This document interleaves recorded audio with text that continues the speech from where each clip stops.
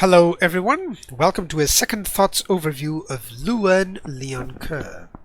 After checking the initial turns and observing the victory conditions, starting location, diplomacy, mechanics, buildings, units, I took my own conclusions. In the later parts of the video, I will show you what army compositions I would do for some balanced variety.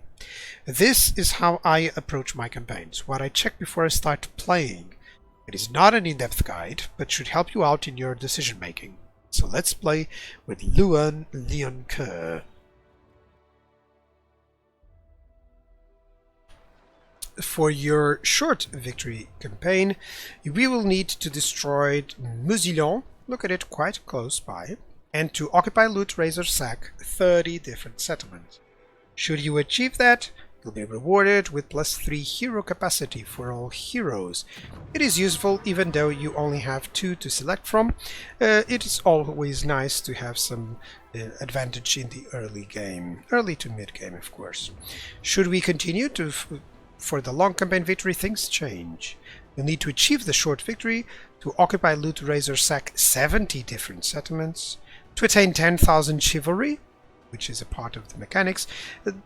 Instead of going too much into this, just saying that it is lengthy, it will take time. And then afterwards, as soon as you complete that, you'll need to complete the final errantry war battle, which is an event that will show up. Only then you'll be rewarded with +10 to hero recruit rank, a nice buff certainly to ensure that you can continue to play, if you wish, for a domination with your caster and melee heroes much better off the gate. Louen has royal blood, which means that all of his armies get +10 campaign movement range, a nice buff, useful throughout the entire game. And also leadership aura size +50% for lords when attacking. To get benefit of this, of course, you need to be a little bit more aggressive. It's not that big of a deal, but it's still useful. Anything regarding leadership is useful for the Bretonnian army. They lack it a little bit. In terms of climate, it is one of the average to worst factions. Plenty of territory is just unpleasant or uninhabitable, as you can see here. A better quick glance is this one. You can see the amount of places that are just red or yellow instead of green. So focusing more on the Bretonnian lands, the Empire lands perhaps in the beginning would be a better idea, should you wish to do that. As always, you do know the debuffs that happen, and those are quite punishing for the Bretonnians, particularly the casualty replenishment rate, which they kind of lack. It's one thing that I typically focus on, so it's very difficult for the Bretonnians to deal with that. Your starting province is only comprised of 2 settlements, making it difficult to be both a military and income province. This is also the case for nearly every single other Bretonnian province, which means that most likely they will all have to be hybrids at one point or another. Your starting enemies are the vampire counts here with Mousillon, and these greenskins located here in Grangzint. Possibly you will also have to deal with Marienburg, a good alternative for some income, but it will bring you into possible conflict with Feastus and some beastmen as well. Typical expansion is to control all of Bretonnian lands and some parts of the Empire. You do have good Confederation mechanics to help out, which I'll explain in more detail once we reach the research. Most of the time, I would focus on getting a good foothold in good climate areas before moving into anything troublesome. Diplomatically, we are part of the Order factions. Maintain good relations with the High Elves and the Empire, as well as the Dwarves, later with Kislev and even faraway Cathay, and you'll receive good trading partners and some welcoming alliances. Now, because of your research, others may be possible too. More on that in a moment.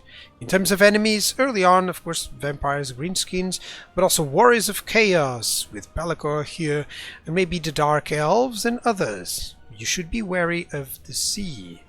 In terms of outposts, they will be perfect for some good old heavy infantry from the dwarves, maybe some missile troops. You can also get those from the Empire, but I would prefer to use the Empire for some artillery, some war wagons maybe, just for some fun, some mobile, basically missile troops in essence. And for the high elves, if you manage some good old heavy infantry, some nice archers, or some single entities which you lack.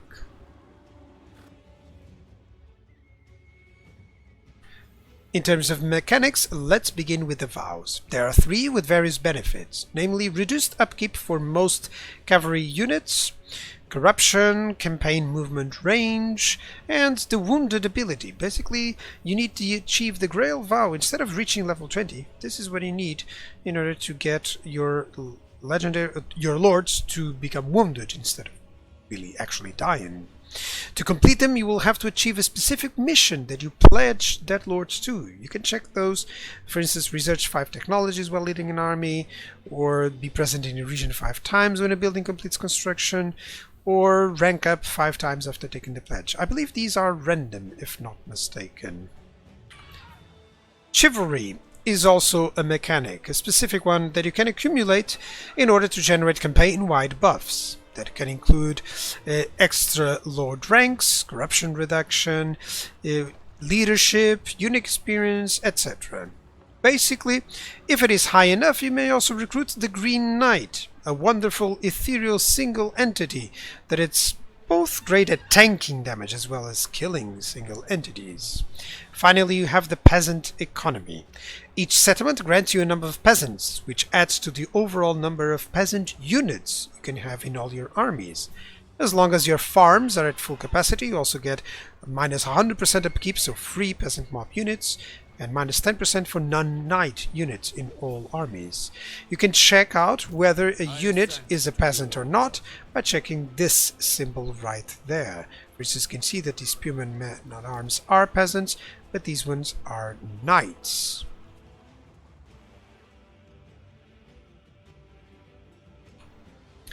As for your province edicts, they are very important for Bretonnia. You have control and corruption, very good amount. Plus 10 control is really cool. We have research rate and construction cost reduction. This is excellent and very nice to have some different gameplay ideas. We also have the basic standard income from all buildings and a growth edict. This is slightly underwhelming considering all the others. We do have a recruitment cost reduction and local recruitment capacity +2. Notice how this is different than others. For instance, +2, useful to spring larger armies faster, especially of course when you're recruiting. As for army stances, Champion of the Lady, we do have channeling for Winds of Magic Power Reserve +15 at the cost of just 10% of your movement range. We have Encamp, enabling replenishment and access to global recruitment. Immune to most attrition. This is very useful, especially in those uninhabitable places. Of course, at the cost of 50% movement range. You also need 50% movement range to engage in raiding. Notice how raiding actually gives you less chivalry, -2 per turn. Same thing for ambush. It costs 25 movement points, but you also are less chivalrous, so be mindful of that.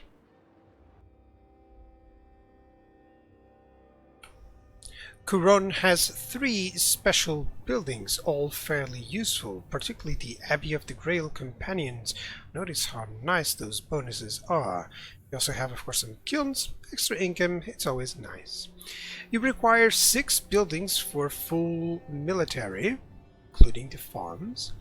However, only 1, the farms precisely, can be built on a minor settlement. Even the tier 3 units, of course, are nice and decent, including questing knights, knights of the realm, some battle pilgrims. You will have some field trebuchets and all the archers, so you can of course build some of these to up to tier 3 on your minor settlements, but for the most part you'll want the tier 5 and tier 4 units. One note especially for the armory. It adds +2 armor for all armies, and this can impact your late game armies severely, should not be underestimated. Infrastructure works slightly different than other factions. You divide into farm economy and into industry economy. Farming gives you peasant archers and income, while the water wheel gives growth and recruit capacity. Industry gives less income, But the storehouse gives movement range, it gives you less attrition, more recruit capacity, and ammo under siege, so these may be situational. You also have a control building that also generates some control to adjacent provinces. Use it wisely, and you barely need too many. Finally, the typical growth and casualty replenishment building. This means you have 2 buildings for growth, plus an edict. That should be interesting. Research is divided mainly into 4 parts. Confederation options for every other Bretonnian faction, plus some nice diplomatic bonuses with most other factions. You also have bonuses against all different enemy armies, which is very good for different types of campaigns. You may wish to gather one of these to go, for instance, against all the vampire counts. That's up to you. It's part of the interesting side of the research from Bretonnia. Now, you also have the farm-based research, and including bonuses for peasant units, and the industry-based research, which includes bonuses for knights. Once more speaking here regarding the Confederation diplomatic bonuses, they're nice to adapt to the circumstances. If you're at war with the Greenskins, well, let's just focus this research. If there's one Bretonnian faction that got really big, well, maybe it's time to confederate it. Scouting is essential to plan these out, as research can be very expensive should you try to get them all, especially in the early game.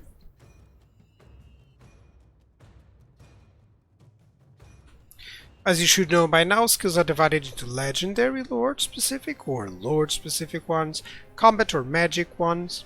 You also have the army or red line skills and the blue line or the campaign skills. Starting with the blue line, it is rather unremarkable.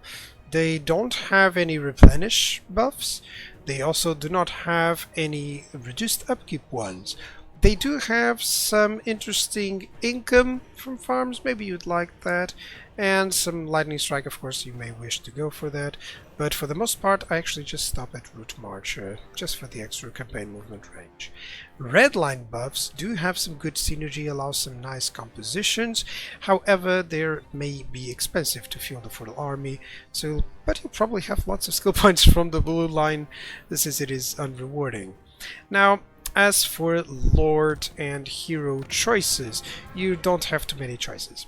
A melee Lord and a caster Lord, basically the same thing for a Hero, a melee Hero and a caster Hero. Now the caster Hero is really important because it does have the replenished troops.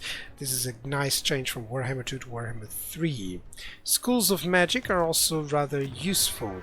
You do have the Heavens, very great damage dealing lore of magic.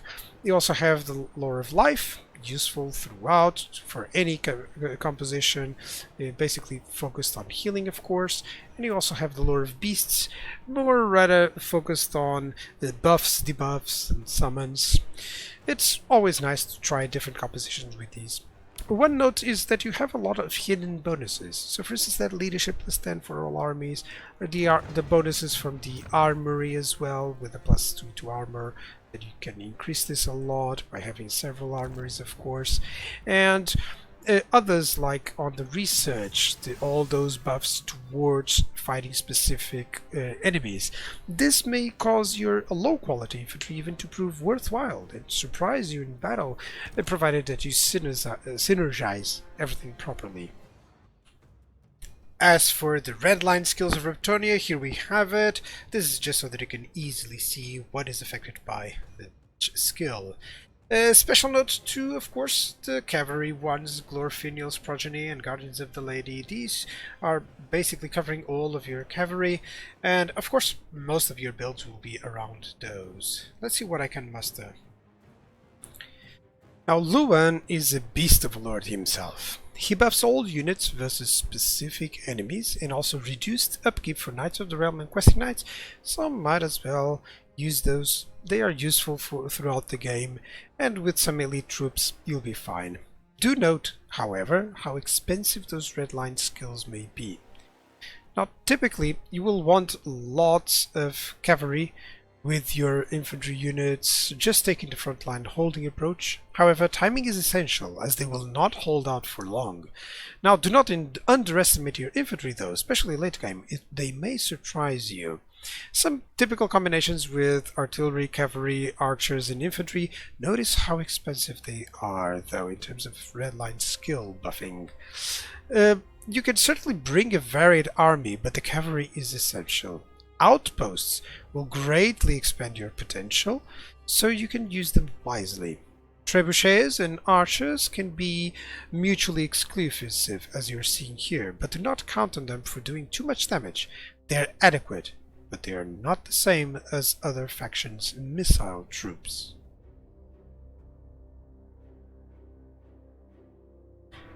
As a final overview for the Bretonnian armies, basically they may feel one-dimensional because of the typical hammer and anvil tactic that you'll abuse, but they do have a lot of different army compositions. You do need to remember the proper timing. Infantry will not hold on for long versus powerful units, so bring in your good cavalry, your Hippogriff Knights, your Royal Pegasus, your Grail Knights as well.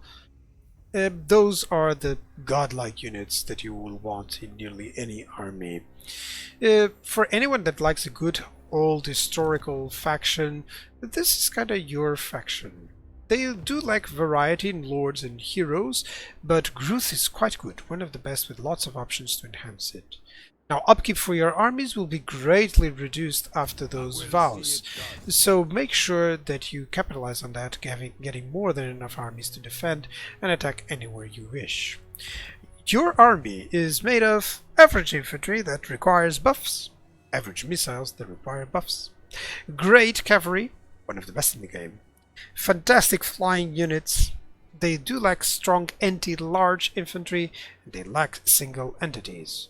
Replenishment is unfortunately bad or average at best.